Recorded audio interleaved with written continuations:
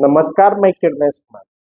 जदयू के वरिष्ठ नेता और बिहार सरकार के ग्रामीण कार्य मंत्री अशोक चौधरी ने ढलती उम्र में उन्हें छोड़ दीजिए ऐसी टिप्पणी कर पूरी तरह फंस गए हैं और उसके पोस्ट को लेकर राजनीतिक बवाल बिहार में खड़ा हो गया है।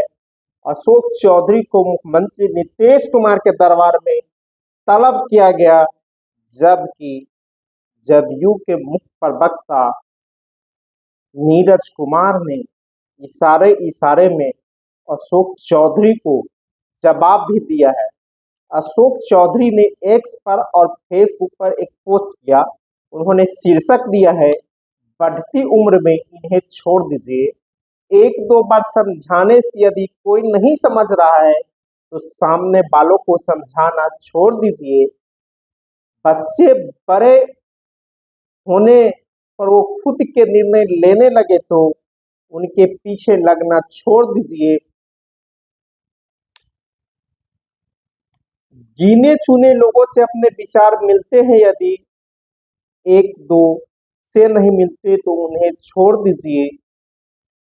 एक उम्र के बाद कोई आपको न पूछे या कोई पीठ पीछे आपके बारे में गलत कह रहा हो तो दिल पर लेना छोड़ दीजिए। अपने हाथ कुछ नहीं, यह अनुभव आने पर भविष्य की चिंता करना छोड़ दीजिए। यदि इच्छा और क्षमता में बहुत फर्क पड़ रहा है तो खुद से अपेक्षा करना छोड़ दीजिए। हर किसी का पद काद मद सब अलग है, इसलिए तुलना करना छोड़ दीजिए। बढ़ती उम्र में जीवन का आनंद लीजिए। तेज जमा खर्च की चिंता छोड़ दीजिए। रोज जमा खर्च की चिंता छोड़ दीजिए। उम्मीदें होगी तो सदमे भी बहुत होंगे। यदि सुकून से रहना है तो उम्मीदें करना छोड़ दीजिए। इस टिप्पणी को जदयू के राष्ट्रीय अध्यक्ष और बिहार के मुख्यमंत्री नीतीश कुमार से जोड़कर देखा जाने लगा और इस पर लेकर राजनीतिक बवाल खड़ा हो गया। राजद ने भी इसको लेकर हमला बोला तो जदयू में भी टिप्पणी की दौड़ शुरू हो गई। इसके बाद नीतीश कुमार ने अपने दरबार में अशोक चौधरी को तलब किया और 45 मिनट तक अशोक चौधरी नीतीश कुमार की दरबार में सफाई देते रहे। हालांकि जब नीतीश कुमार के दरबार से अशोक कुमार चौधरी निकले तो बोले, यह नीतीश कुमार पर कोई टिप्पणी नहीं, मैंने इस तरह किया है, इसे राजनीतिक मायने नहीं लगाना चाहिए। लेकिन चर्चा का दौर गर्म हो गया, कहा जा रही है पूरी तरह से नीतीश कुमार पर लेकर टिप्पणी की गई है।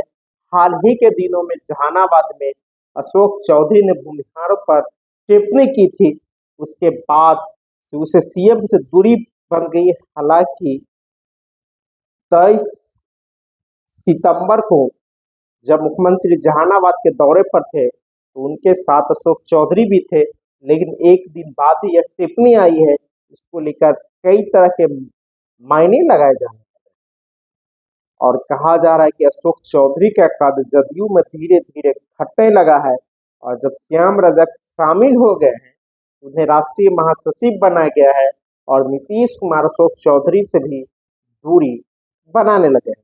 इस तरह की चर्चाएं हैं और इस टिप्पणी के बाद नीतीश कुमार की तल्खियां और काफी बढ़ गई। अशोक चौधरी को इतिहास को देखा जाए तो अशोक चौधरी 2000 में पहली बार बिघा विधानसभा से बिहार विधानसभा के सदस्य चुने गए और राजद की सरकार में, कांग्रेस की सरकार समर्थन से चलने वाली राबड़ी देवी की सरकार में जेल मंत्री बने। उसके बाद ये चुनाव हार गए। फिर ये कांग्रेस के प्रदेश अध्यक्ष बने। कांग्रेस का उस समय बिहार विधानसभा में मात्र 4 सदस्य था। राजद के सहयोग से वे बिहार विधान परिषद के सदस्य बने और कांग्रेस के प्रदेश अध्यक्ष के रहते हुए भी बिहार सरकार में जब महागठबंधन की सरकार 2015 में बनी तो मंत्री भी बने। लेकिन जब नीतीश कुमार भाजपा के साथ चले गए तो फिर वह 18 में 4 विधान पार्षदों के साथ, कांग्रेस के 4 विधान पार्षदों के साथ वे जदयू में चले गए। फिर नीतीश कुमार ने उन्हें बिहार विधान परिषद भेजा और मंत्री बनाया। उनके ख्वाब बड़े थे, बेटी उसकी संभवी चौधरी महागठबंधन एनडीए में रहते हुए लोजपा के टिकट पर समस्तीपुर से विधायक लोकसभा सदस्य भी चुनी गई है और खुद बड़े पद मंत्री है, ग्रामीण कार्य मंत्री है और इस विभाग को सड़कों का निर्माण करने की जिम्मेवारी है और इस विभाग को लेकर कई तरह की टिकट टिप्पणी भी शुरू हो गई है और मुख्यमंत्री नीतीश कुमार को इस बारे में कई जानकारियां भी जाने लगी है। इसके बाद नीतीश कुमार ने अशोक चौधरी से दूरी बनाना शुरू कर दिया है, कहा जा रहा है। इसी से नाराज अशोक चौधरी ने इस तरह की टिप्पणी की है, जिस तरह जो राजनीतिक गलियारे में चर्चा है। इस टिप्पणी के बाद बिहार की राजनीति में बवाल हो गया है और अशोक चौधरी के बहाने राजद ने मुख्यमंत्री नीतीश कुमार पर तीखी टिप्पणी भी की है। तो जदयू के लोग भी अब अशोक चौधरी से किनारा करने लगे। धन्यवाद। इशारों में लगता है नीतीश कुमार पे निशाना साध रहे हैं। अरे माननीय नीतीश कुमार जी पर कौन निशाना साध लेगा? नीतीश कुमार जी जनता के दिल में बसते हैं। 19 वर्ष से राज्य के मुख्यमंत्री हैं, कोई एंटी इनकम्बरेंसी नहीं, ग्लोबल थिंकर कहा गया, क्लाइमेट लीडर कहा गया। तो नीतीश कुमार जी की साख पर कैसे कोई सवाल खड़ा कर देंगे? ये तो असंभव है। और पहचान जनता दल यूनाइटेड ही नहीं, बिहार की जनता की पहचान है नीतीश कुमार जी। नीतीश कुमार जी का विकास गांव गांव में बोलता है। इसलिए नीतीश कुमार जी के व्यक्तित्व पर कोई सवाल खड़ा होगा तो छद्म भाषा का नहीं, सीधे भाषा का इस्तेमाल जो लोग करेंगे, सीधा जवाब सुनने को भी तैयार रहेंगे।